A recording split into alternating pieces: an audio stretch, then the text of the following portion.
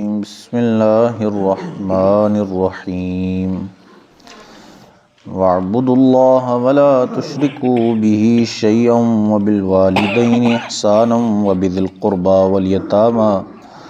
وَالْيَتَامَى وَالْمَسَاكِينِ وَالْجَارِ ذِي الْقُرْبَى وَالْجَارِ الْجُنُبِ وَالصَّاحِبِ بِالْجَنبِ وَابْنِ السَّبِيلِ وَمَا مَلَكَتْ أَيْمَانُكُمْ إِنَّ اللَّهَ لَا يُحِبُّ مَنْ كَانَ مُخْتَالًا فَخُورًا الَّذِينَ يَبْخَلُونَ وَيَأْمُرُونَ النَّاسَ بِالْبُخْلِ وَيَكْتُمُونَ مَا آتَاهُمُ اللَّهُ مِنْ فَضْلِهِ وَأَعْتَدْنَا لِلْكَافِرِينَ عَذَابًا مُهِينًا صدق اللہ مولانا العظیم الصلاۃ والسلام علیک یا سیدی یا رسول اللہ وعلی آلک واصحابک یا سیدی یا حبیب اللہ الصلاۃ والسلام علیک یا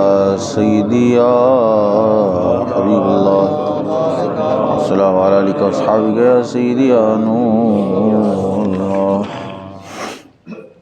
وَاعْبُدُوا اللَّهَ وَلَا تُشْرِكُوا بِهِ شَيْئًا اور اللہ کی بندگی کرو اور اس کا شریک کسی کو نہ ٹھہراؤ وَبِالْوَالِدَيْنِ إِحْسَانًا اور ماں باپ سے بھلائی کرو وَبِذِي الْقُرْبَى اور رشتہ داروں سے وَالْيَتَامَى اور یتیموں سے وَالْمَسَاكِينِ اور محتاجوں سے وَالْجَارِ ذِي الْقُرْبَى اور پاس کے ہمسائے وَالْجَارِ الْجُنُبِ اور دور کے ہمسائے والصاحب بالجنب اور کروٹ کے ساتھی وابن السبیل اور راہ گیر وما ملکت ایمانکم اور اپنی باندی اور غلام سے ان اللہ لا یحب من کان مختالا فخورا بے شک اللہ کو پسند نہیں کوئی اترانے والا اور فخر کرنے والا۔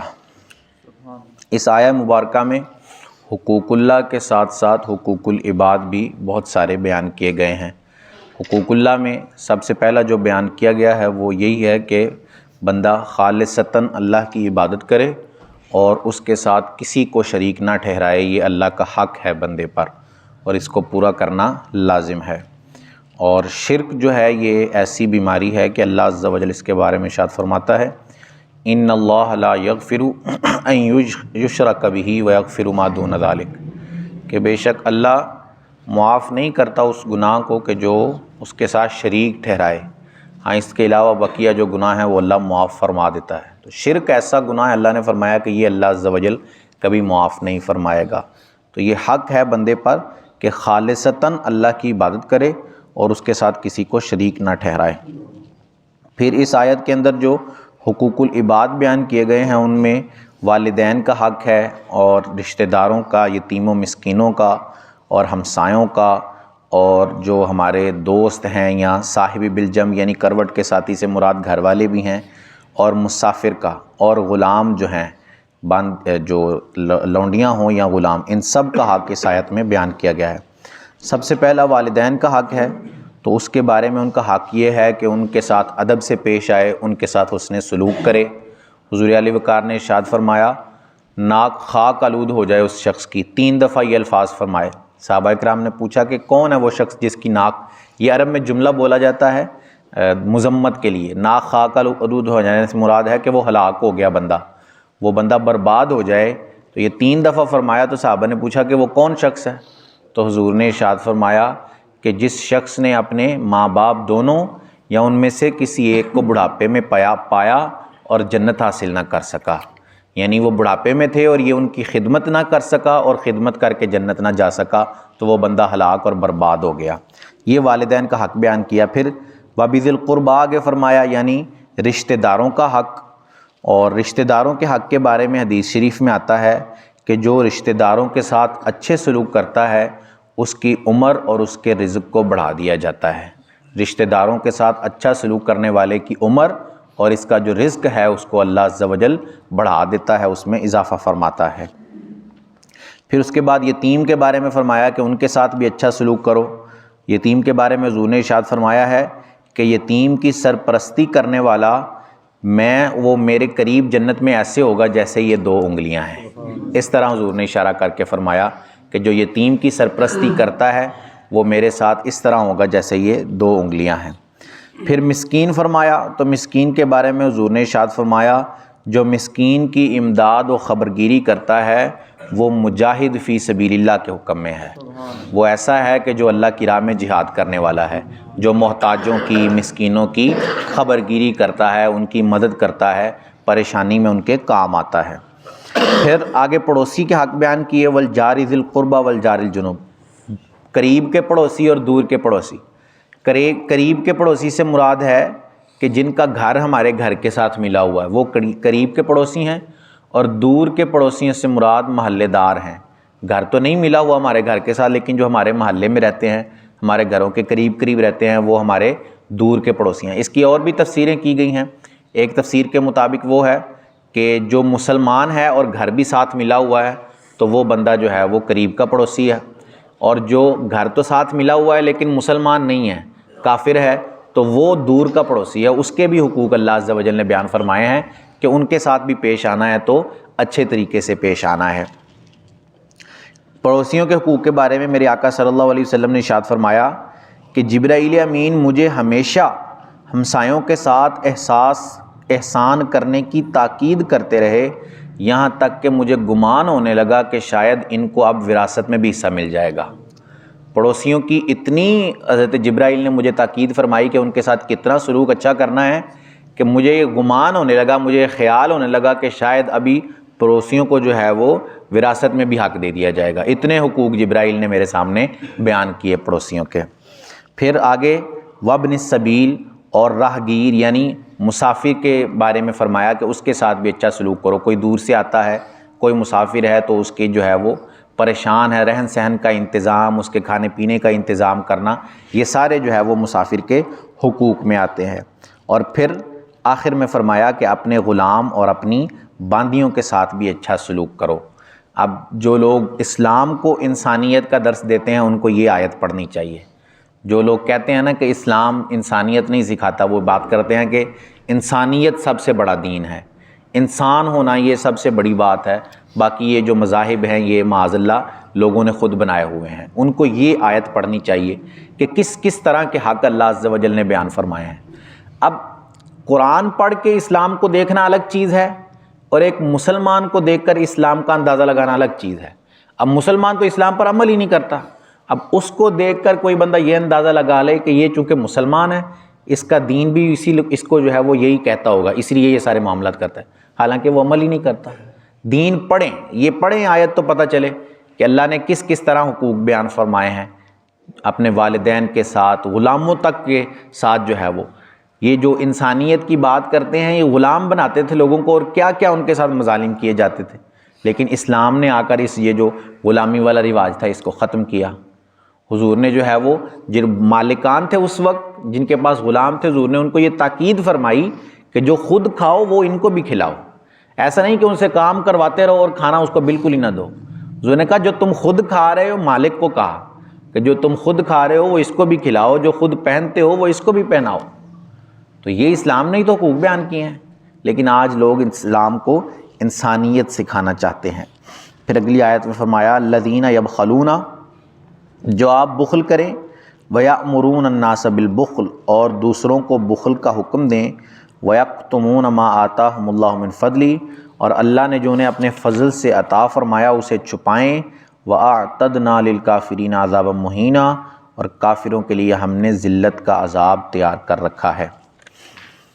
3 صورتیں ہوتی ہیں، ایک ہوتا ہے بخل، ایک ہوتا ہے شح، اور ایک ہوتا ہے سخا۔ بخل یہ ہوتا ہے کہ وہ خود تو اپنے اوپر تو خرچ کرتا ہے لیکن دوسروں پر خرچ نہیں کرتا، اس کو بخل کہتے ہیں۔ اور شح یہ ہوتا ہے کہ وہ ایسا کنجوس ہے کہ نہ اپنے اوپر خرچ کرتا ہے نہ دوسروں پر خرچ کرتا ہے۔ اور تیسرا ہوتا ہے سخا، جو خود پر بھی خرچ کرتا ہے اور دوسروں پر بھی خرچ کرتا ہے۔ اور چوتھی جو سب سے آئیڈیل صورت ہے وہ جود کی ہے۔ جود کہتے ہیں کہ اپنے اوپر خرچ نہیں کرتا لیکن اپنا سارا مال دوسروں پر خرچ کر دیتا ہے، یہ جود ہے۔ اور یہی سرکار صلی اللہ تعالیٰ علیہ وسلم جود و سخا کے دریا تھے میرے آقا صلی اللہ تعالیٰ علیہ وسلم۔ ایک دفعہ مال گھر آ گیا تو سیدنا عباس سے کہا کہ دیکھو کہ گھر میں مال، حضرت بلال سے کہا کہ جو بھی مال آیا ہے اس کو میری طرف سے صدقہ کر دو۔ حضرت بلال آئے، سرکار نے ان سے پوچھا کہ ہاں وہ صدقہ کر دیا مال؟ تو کہنے لگے حضور کوئی ملا ہی نہیں جس کو صدقہ کروں۔ تو حضور اس دن گھر ہی تشریف نہیں لے گئے، مسجد میں ہی رکے رہے۔ اگلے دن پھر حضرت بلال تشریف لائے تو پوچھا سرکار نے کہ ہاں وہ صدقہ کر دیا؟ تو انہوں نے عرض کی جی ہاں حضور وہ صدقہ کر دیا گیا۔ تو پھر حضور تشریف لے گئے اپنے گھر میں واپس۔ یہ ہے جود میرے آقا صلی اللہ تعالیٰ علیہ وسلم کا، کہ خود پر خرچ نہیں کرنا لیکن دوسروں پر مال خرچ کر دینا ہے۔ جو سرکار کے پاس غلام اور لونڈیاں مال غنیمت کے طور پر آئے، سیدہ فاطمہ سے مولا علی نے کہا کہ آپ ایسا کریں کہ آپ کام کرتی ہیں گھر میں، چکی چلاتی ہیں، پانی بھر کے لاتی ہیں اٹھا کے، بہت سارے نشانات پڑ گئے سیدہ فاطمہ کے ہاتھوں پر۔ تو مولا علی نے کہا کہ حضور کے پاس اب مال غنیمت آیا ہوا ہے، غلام بھی ہیں، لونڈیاں بھی ہیں، ان سے جا کر ایک غلام لے لیتے ہیں، وہ آپ کے لیے کام کر دے گا سارے گھر کا اور آپ بھی آرام کر سکیں گی۔ تو سیدہ فاطمہ گئیں لیکن پھر واپس تشریف لے آئیں، حضور سے کچھ نہیں کہا۔ حضور مصروف تھے کسی سے بات کرنے میں۔ وہ مکمل ہوئی مجلس تو حضور آئے سیدہ فاطمہ کے پاس اور فرمانے لگے کہ تم آئی تھی میرے پاس، کیا وجہ تھی؟ تو سیدہ فاطمہ نے کچھ نہیں کہا، خاموش رہیں۔ مولا علی کھڑے تھے، انہوں نے سارا بیان فرمایا کہ میں نے ان سے کہا تھا کہ جا کر حضور سے غلام مانگ لیتے ہیں۔ تو حضور نے فرمایا کہ میں تم دونوں کو وہ چیز عطا کرتا ہوں جو غلام اور لونڈی سے بھی بہتر ہے، اور وہ یہ ہے کہ تم 33 دفعہ سبحان اللہ، 33 دفعہ الحمدللہ اور 34 دفعہ اللہ اکبر کہا کرو جب اپنے بستر پر جانے لگو۔ تو مالک ہیں ہر چیز، اگر آپ دے بھی دیتے غلام یا لونڈی تو کون پوچھنے والا تھا آپ سے؟ آپ کے پاس تھی ہر چیز، لیکن آپ نے دنیاوی مال کی طرف بالکل توجہ نہیں دی، نہ خود دی اور نہ اپنی اولاد کو اس کی طرف توجہ یا راغب کرنے کی کوشش کی، اور آپ کی اولاد بھی بڑی سعادت مند۔ سیدہ فاطمہ کو جب سرکار نے یہ کہا، غلام نہیں دیا، لونڈی نہیں دی، یہ تسبیحات بتائیں، تو سیدہ فاطمہ نے آگے سے عرض کی کہ میں اللہ اور اس کے رسول سے راضی ہوں۔ سبحان اللہ۔ دنیاوی مال کی خواہش ہی نہیں ہے انہیں۔ یہ ایسی ہستیاں تھیں، یہ ایسا جود و سخا تھا میرے آقا کا اور میرے آقا کے گھر والوں کا۔ اللہ عز و جل سے دعا ہے کہ اللہ عز و جل ہمیں بھی ان کی برکات میں سے حصہ عطا فرمائے۔